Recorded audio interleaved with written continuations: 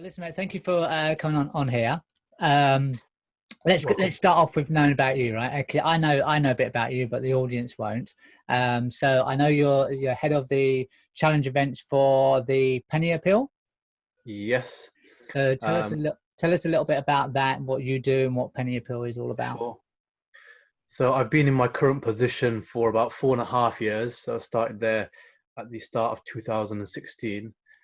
Penny Appeal is a humanitarian poverty relief organization, currently providing humanitarian relief and international development programs in over 30 crisis hit countries globally, and a massive portfolio of domestic projects here in the UK as well. So I work in fundraising. I head the challenge events program.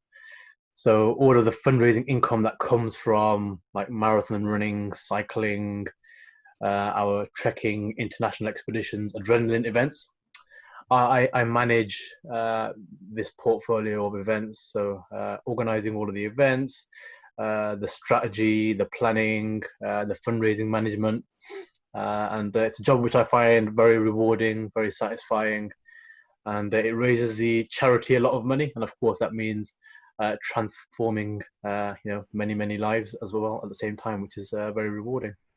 Great. Now, I'm excited about this part anyway, because obviously I've been following your story and you've been talking about raising money, and you did one I call unique.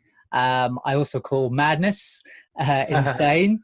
And that is that you raised a lot of money in the last Ramadan we had. And you ran, was it approximately 260K in that time?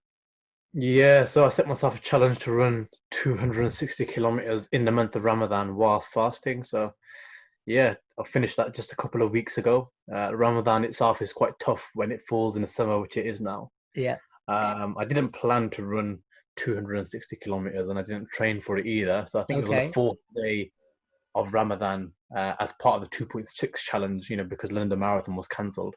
Right. I was kind of just thinking, what can I do to participate in the 2.6 challenge? And I don't know if the number's 2.6, I thought 260 kilometers, like it means doing about 10 kilometers per day. Let's give it a go. And that's what I did. 10 a day. Now, the thing is, you're making it sound really easy. Now I can do 10 a week. And that is also making sure I go to sleep, have a good sleep. I make sure I have my fluids, some energy, so some carbs in there. Now let's talk Mhm. about you in your run for 10K per day. 16 hours is in the summer of Ramadan. We know 16 hours is like the fasting time. It's probably 16 hours, isn't it? Am I correct in saying that? It started off 16 hours, but the day progressively gets longer Mm. every day because sunset gets later and dawn gets earlier. So by the end of Ramadan, the fast was 18 hours. So that's no food or drink, like at all. We often get asked, like, not even water. And we're like, yeah, Yeah. not even water. Or they say, you know what, but surely you can have a sip of, water whilst you're running. Like, no, like it's total fast for 30 days. So we were having breakfast pre-dawn, say 3 a.m. After 3 a.m., you can't have anything. And then sunset by the end of Ramadan was, after 9 p.m. So I was typically getting out for my run 1 hour before sunset, which Mm. would mean I'd been without food and drink for about 17 hours before I do that run, which is Yeah. the time of the day where you feel most hungry, most thirsty, probably most lethargic, but also the time of the day where you're lacking motivation as well, because you can kind of smell the food from the kitchen and you're thinking about food. And the Yeah. last thing you want to do, especially when it's like 20 plus degrees, think like, I've got to do another 10K run. Just the idea of getting off the couch, putting your running kit on, getting your running shoes on, and then running with a dry mouth and a hungry belly. Right. And I guess that's why it made the challenge quite unique, because I was running for a purpose, I was running for a cause, and that cause was so important to me. And Mm. that's what gave me the motivation to get out every day to complete the mileage and, to raise some substantial funds as well for the charity. I think the charity, and we're going to go on to that in a moment, but I think what you did, being unique, is underestimated in the way that you did it. Um, some people will say, if they haven't, or some people will say there's that, or it's probably that's a dangerous thing to do. But then again, it was the cause that you did it for. That's the whole point, right? Is to show that I'm worth the risk for what the cause is, and we're going to go on to that cause. But just to amplify that a little bit more, my first ever fast I did, and was when I was 22. I got married to my wife, and I went out and played golf, and I did 18 holes. I was 22, 18 holes, did golf, and I found it a bit of a struggle, but it was okay. Could I do that now? No, I couldn't go out and do that. I'd have to be basically indoors, probably lie in bed for a bit longer than I normally would. But in regards to why you did it and how you did it, and I know there's a great, we've got a great challenge, and I'm going to say I'm ignorant in the fact of knowing what really is going on in Yemen. The only time I hear about it is when people like yourself give us information on what's going on, and we hear about it. But it is for Yemen, and I know they've had a conflict there since 2014. Is that right? Is it about right? Is it about that? I know my history from there.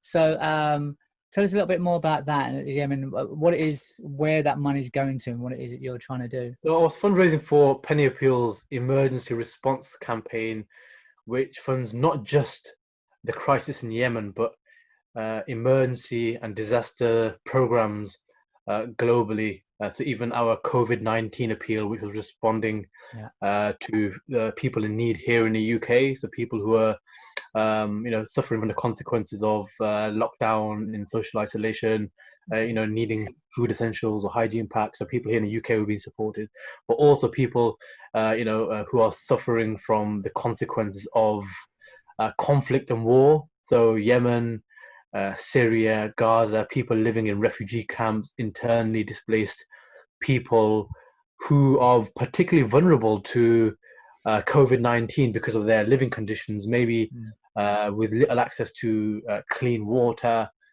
very poor health infrastructures, people crowded into refugee camps, which makes social distancing very, very difficult. So people who are already in crisis, and now it's crisis upon crisis. So we're providing basic humanitarian assistance through food, shelter, medical care, hygiene items to these people.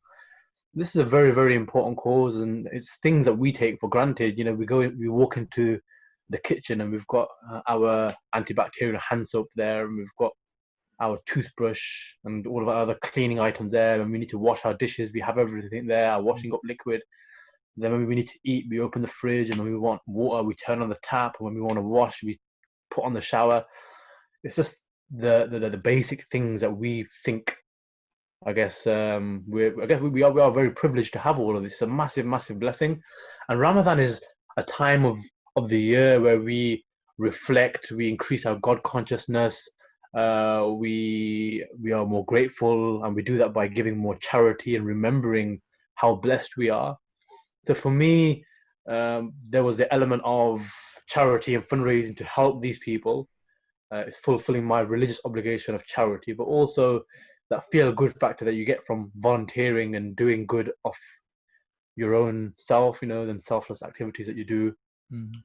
And also just the chance to physically push myself to learn the human limits of exercise. I mean, I graduated in sport and exercise science at uni, so I've always been very keen to kind of understand why the body does what it does and how much it can do when you put it under strain. And you never know what your body's capable of unless you test it. And for me, I learned so much about my body this time, and I've understood that I can probably potentially do double what I did this year to next Ramadan, if I was to prepare physically. And that's crazy to think that run 500 kilometers in Ramadan while fasting. I could probably do that if I was to train for it for next time. So there's a greater purpose for what I've done. It's serving humanity. It's inspiring people. At the same time, I'm kind of getting personal satisfaction from pushing myself physically, getting healthier, losing a bit of weight, and So it was overall a very, very good campaign. Yeah, it's good, and it's good to hear that you had a personal fulfillment from that as well, because that's important, and that proof because it's pushed you on for thinking about next year. So I look forward to that, and I'm certainly will be there supporting where I can. I'm definitely not going to be running with you though, unless I am eating. But in regards to all those things, I know you organise trips as well away. Some visit to go to the Hajj. You call it the Tour de Hajj or something, is it? We had a group of cyclists who Yeah. last year cycled from London all the way to Saudi Arabia for the Hajj pilgrimage. The Hajj pilgrimage takes place once every year. This year it's still going ahead, but for Saudi residents only, for a limited number of people. So international visitors are restricted from travel, which is a shame. But last year, an epic journey was made by 8 cyclists who cycled, a couple of thousand miles through 17 countries over 2 months, and they raised a lot of money for our charity as well. We're thinking about doing a virtual version of that to encourage people to take on the virtual journey to Hajj. We're going to be launching that in a few days' time, hopefully, so people can look forward to that. They can walk, jog, cycle. They're not 2,000 miles, but they can pledge a small number of distance. It might just be to walk 5 miles, for example, but collectively we can make that virtual journey to Saudi Arabia. That's a great incentive. That's a really good idea. I like that. I think that would encourage people. Right. Okay. So we come to this part where I like to ask some fun questions, kind of insightful as well. So basically, my first question to you is this: if you had a chance to be the head of the education secretary, if you were the head of the education secretary, and you were the first thing that you would do once you're in charge, what would that be? Ladies and gentlemen, I have not preempted with these questions for him, so it is by surprise, so don't expect quick answers. Do you mean relative to time now, like right now? Yeah, right now. Yeah, so you were given, you're now the Secretary of Education, the MP, you're in charge, you're the man. First of all, listen to people like Marcus Rashford. Maybe get him into the office and say, Rashford, okay, what else can we do for underprivileged people? I mean, what he did was magnificent. And for a young footballer, 22, 23 years old, to kind of be leading the way, I think it's probably embarrassing for our government. But maybe address our policies, but maybe consult people from, maybe have a union of some sort which consults people who are underprivileged, so that we can kind of better support them. I think we're in very, very unprecedented times. I mean, I've got a daughter who's 4 years old and she starts school in September, and we're kind of devastated that she's kind of had to cut short her nursery period and not say bye to her friends and whatnot. So I think the most important thing is to try and get back to normality, but it's very difficult. I think we've just got to wait. Yep. Okay, that's good. I like the market. I like that Rashford part. I think bringing him in as a consultant, that'll be lovely. Definitely, the young ones that they know better in what's going on. Okay. Second question is this. I'm going to make it quite a simple one. It's all kind of powerful stuff.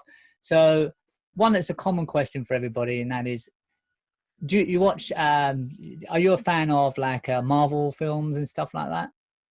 A little bit. I wouldn't say. Okay. So you've got some religiously. You also what? Yeah, I wouldn't say I'm religiously a fan, but I do enjoy the odd Marvel film. Yeah. Okay, but you so if I asked a question, if you had a superpower choice, having a superpower, what superpower would you choose? And obviously, it doesn't have to be something from Marvel, but that's just an example.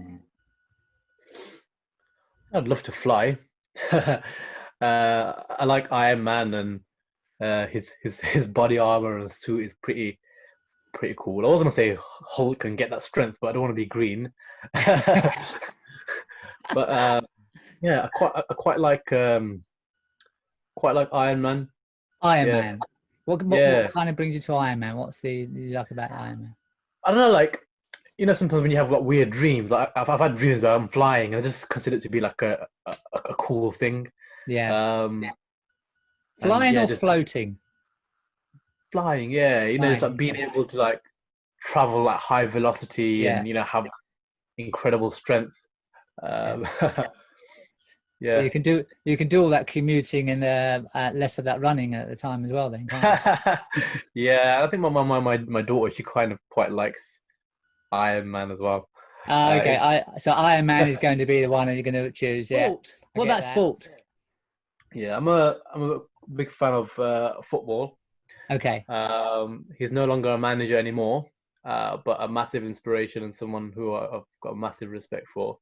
Alex Ferguson. I'd love to meet him, and I know there's lots of philosophy in his style of leadership, coaching, and what made him a successful leader. I mean, Okay. I consider myself a leader because of what I do. I head people, groups of people, running challenge events, etc. And I guess there'd be a lot I could learn from him in terms of people management. And many people who worked under him, considered him to be a father. Yeah. Um, yeah, I'd love to meet him Brilliant. and see what why this man was so successful in what he was doing. And sometimes skills are very transferable. Yeah. He led a successful football team, but he was a great personality at the same time. Yeah. I mean, an interesting story because he made lots of mistakes at the beginning. I mean, he was one match away from being sacked as Yeah. well. It's such an incredible story when you think about it. The most successful manager in the world, really, and yet this is a manager who's made mistakes and one game away, whether luck or not, whatever it was. But that just shows you how this world can rotate. It's just that it's whatever happens. It's just that some little change and then everything else changes. It's good history. I think the man is. I'm not at all a Man United follower, but definitely appreciate anybody who has done so well and so successful. You can't knock him at all. Good choice. Definitely, thank you. Right, thank you for being on this show. You're welcome. Just don't ask me any more questions about politics. I won't ask you questions at all. I promise. I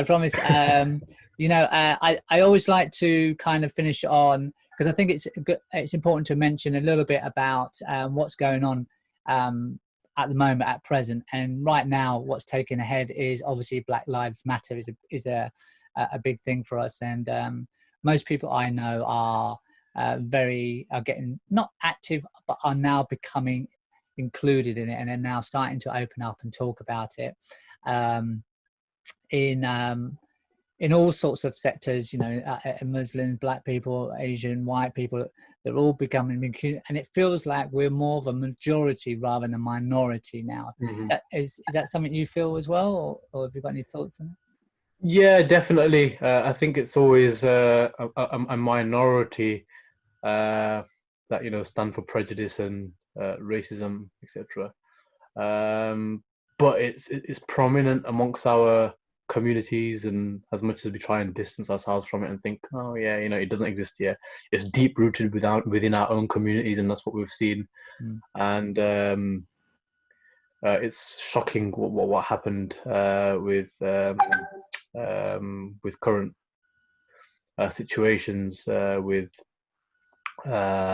Floyd, but it's taken that to kind of provoke what's happening now. And without that, like, what would we have waited for a war to happen? What would we have waited for? I mean, I guess it's taken for that to happen, and we hope that things will change. We hope that wider communities, the governments, and other campaigners can do what is necessary. And it's great to see the unity that's come about from this and all the campaigning. But at the same time, we kind of see how prevalent this is. We were just watching the Man City Burnley game the other day, and you see the airplane flying over, which shows that people, yes, again, a minority, but people think this is okay, and they proudly stand for racism, like without any shame, and that shows how strong rooted it is within our communities. And as much as we campaign for Black Lives Matters, you just have to look at social media and see how many people are out there. But it does it is reassuring when you see the positivity and the unity globally, and let's hope that things get better for us in the future. Yeah, I mean, all of those things, especially when you're saying about it's taken this point where we've seen another death, if you like, of a person to get to this point. But I have to give you an insight of, on a personal level, it's best rather than anybody else's. I know when I was a young lad, I don't know, maybe I was 12, 13, we had the Brixton riots. Yeah. Now, the Brixton riots, when you see the film and everything, the footage and the news, it was usually just news. You didn't have YouTube or any of these sort of things.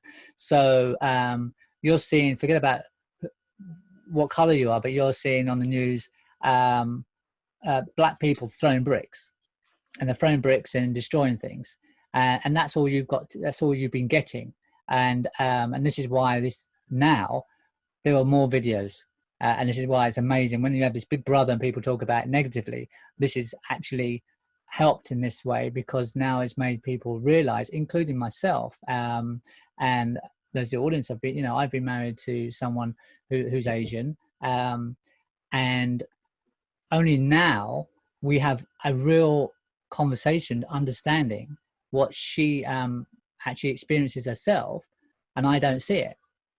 And I don't see it because, not that I choose to be blind, I just am blind because of the way the media and the way people are, because it's all very undercurrent stuff that goes on.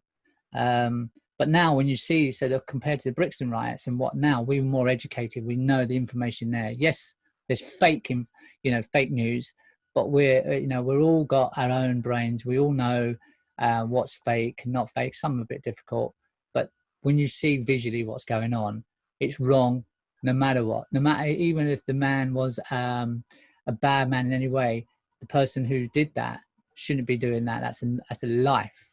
And then you start to learn all these other things. Do you know what got me the most? The first thing I started when I learned was the 13th Amendment.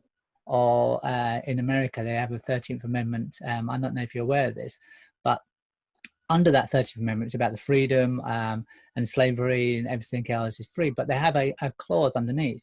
If they're at all arrested or put in prison, they are deemed as slaves today. Wow. That's what hit me. It's like they're deemed as slaves. It's like today in 2020, they've still got that there as slaves. So when in prison, they're not caught. They're not obviously used their term, but that is the official term being used. Wow, it's insane. That's crazy. But as you said, it's very positive. Everybody's making a lot of talking up, and even when you start to see people being negative in their terms, that people actually question them and say, well, why do you think this way? Why do you think that way? So it's good to hear that you feel the same, in that way, because for me, I'll keep saying that I've been since Black Lives Matter has been going for 3 weeks or so. Yep. And that for me has been tiring by talking to people. Now I'm only dealing with it for 3 weeks. I can't imagine what it's been like for for all your life, having to explain to someone, no, I'm this person because. No, why do you have to explain? No one has to explain anything. We're all the same. Sorry to be getting that seriously, but it's good to bring it in. But I'm really pleased that you come on now. I'm thankful for you being on this show. It's good to hear. And how do we get to know about Penny Appeal? Get onto it. What can we do, etc.?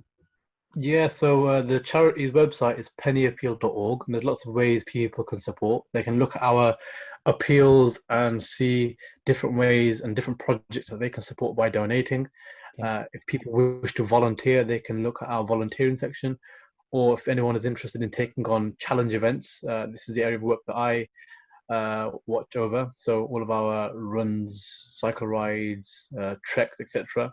That's all on our challenges page on our website as well, pennyappeal.org.